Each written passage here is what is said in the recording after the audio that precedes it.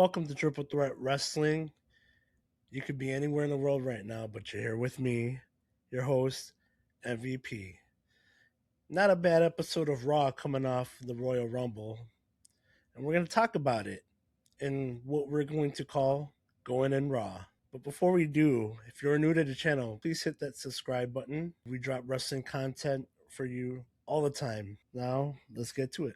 We open up with Bron Breakker kind of hijacking Raw, and he's in the ring with the Vision, and he doesn't give a damn about Monday Night Raw, and he's convinced that Adam Pearce is responsible for what happened to him at the Rumble, and Heyman says Adam Pearce signs off on everyone that goes on the Saudi trips, and then Adam Pearce comes out and says, "Hey, you drew number two. It's not my fault you're drawing number two, and I'm going to let you keep your job, even though you had such a lackluster performance in the Rumble." Braun looks like he wants to beat somebody up, and goes up the ramp and he runs into security guards, which is a bunch of indie wrestlers, as security guards. And then in the ring, the rest of the division's still there, and LA Knight comes out and destroys all of them with a steel chair, and Braun does nothing. Now, I don't know if they were pressed for time because Braun, he just looking at Paul Heyman. What do we do next? What do we do next? When, I don't know, maybe you beat somebody up. I mean, you had that look, that whole segment. It started off strong, but he went to Paul Heyman asking him, what do we do next? And just cuts to the Raw intro, which me and Lucky we love, and Eminem. But the ending of this made no sense, and Braun does nothing. Next up, we have Javon Evans defeating El Grande Americano. Now we have Chad Gable, his coming back as the original El Grande Americano, and he causes a distraction for Javon Evans to hit the OG cutter for the win. Now, what it looks like and what would be cool to see is the Battle of El Grande Americanos at WrestleMania. We'll see if that happens. Next up, AJ Styles music hits, but it's Gunther that comes out, and everybody's pissed. Gunther is flaunting his victory at the Royal Rumble, and what do you know? You have Dragon Lee come out, and he's pissed at Gunther and just going at it with Gunther. And to Gunther's credit, he's selling everything. Um, he's bunch of kicks, bunch of drop kicks, eventually getting um, Gunther outside of the ring. And then Dragon Lee went for a dive, and Gunther gets him with the ring bell, and then proceeds to lock him in with the sleeper hold, with the officials breaking it up. Everyone in the crowd is maybe possibly expecting, a goodbye, or some kind of a segment with AJ Styles, and just to get their hearts ripped out with Gunther coming out and just poo pooing on the crowd and saying, "Oh, I won." Next up, we have Paul Heyman is with Adam Pearce in the back, and he wants Bron Breakker versus LA Knight, but Pearce says no. Braun disrupted the show, and he tells him to escort him out of the building and to prepare for Bronson Reed's match against Penta. Um, Paul Heyman then goes to proceed to say, "Do you know who you're talking to? and in what city we're in, because they're in Philly. Adam Pierce then tells Paul Heyman what they've been saying back and forth to each other: FAFO. War Raiders are in the ring for a match. Cole and Michael Cole does not reveal who their opponents are, but instead Oba Femi makes his Raw debut and destroys the War Raiders. So we have a Oba Femi on Raw, which would be nice. And he did his probably doing it the next few weeks, him destroying tag teams just to show his dominance. We'll see where that goes. We have two Finn Balor segments tonight. Basically, just a montage of Balor. The first one's focusing in on his career and how he had been taken for granted, and he's always been respectful. But respect only goes so far, and he wants it all. He wants CM Punk's title. Brings up what happens in Belfast, and that's not a one-off. And he's still very pissed that the Rumble was full. And I get uh, WWE's involvement with AAA, but did they really need Mr. Iguana or La Parca? I mean, it was awesome seeing La Parca because I'm a WCW guy, and La Parca, the chairman. But his inclusion into the Rumble, is that necessary? Uh, Especially when you're gonna is this a word, disclude, when you're not going to include Finn Balor. uh I don't know. The Bellas come out, and Bree gets on the mic and says it's so great to be home.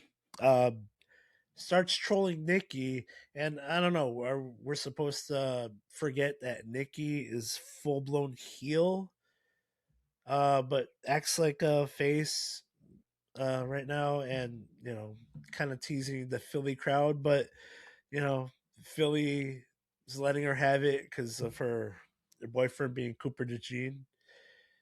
They acknowledge that, and Bree says that she's back because the Bellas are the OG tag team, and that they want the gold. They want the World Tag Team Championships. They're not. They don't look over the hill. They look like they can still go. I mean, we know Nikki can still go. Um, and I guess it's kind of needed because the women's tag team division's kind of weak. Especially, you got to include the NXT roster too. But as far as like teams, like legit teams, we're very lacking there. So to inject them, I mean, it's gonna give them a tag team run, and then they can run off into the sunset. But um, for the most part, everyone's happy that the Bells are back. I'm just an it, and then Bree starts a yes chant. I don't know if Triple H wanted it, you know, because right afterwards they hit her music, so kind of puts a stop to that. We got Bert Kreischer backstage with Alpha Academy. They're just goofing off. He's showing off his belly, and Otis the oh yeah. And then we got Maxine Dupree coming in and saying she's gonna face Natty next week, and that she's gonna break her ankle. Not much to say. Maxine trying to get her revenge on Natty, and then maybe she figures back into the IC title picture, or maybe Natty dominates. She gets into the IC title picture because we're not getting AJ Lee anytime soon. Seems like it, but I guess that's what they have for these two. Maxine Dupree, improving. Still not there yet. Natty hasn't had a title in so long, but they're trying to run with this character, this MMA type character for Natty, and we'll see where we go from there. Penta defeats Bronson Reed via countout in a very competitive match.